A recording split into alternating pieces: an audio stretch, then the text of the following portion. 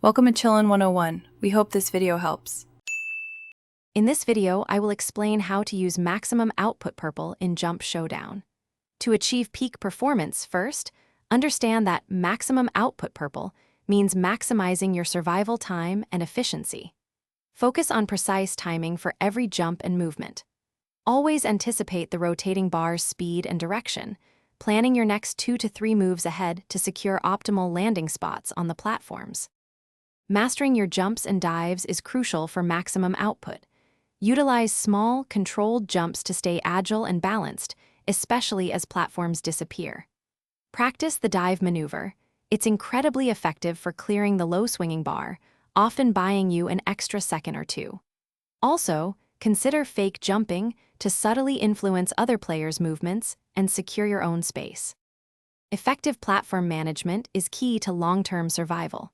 Always prioritize moving towards larger, more stable platforms, particularly as the round progresses and tiles vanish. Cultivate an acute awareness of which tiles are about to disappear, planning your route 2 or 3 steps ahead.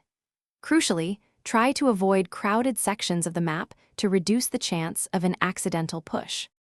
To secure victory, maintain a calm and focused mindset, especially during the intense final 30 seconds. Observe your opponent's movement patterns. Understanding their habits can help you anticipate and avoid collisions. Remember, the objective is simply to be the last bean standing, not to perform the flashiest moves. Consistency and survival are your greatest assets in achieving maximum output. Thanks for watching. Consider subscribing if we helped you.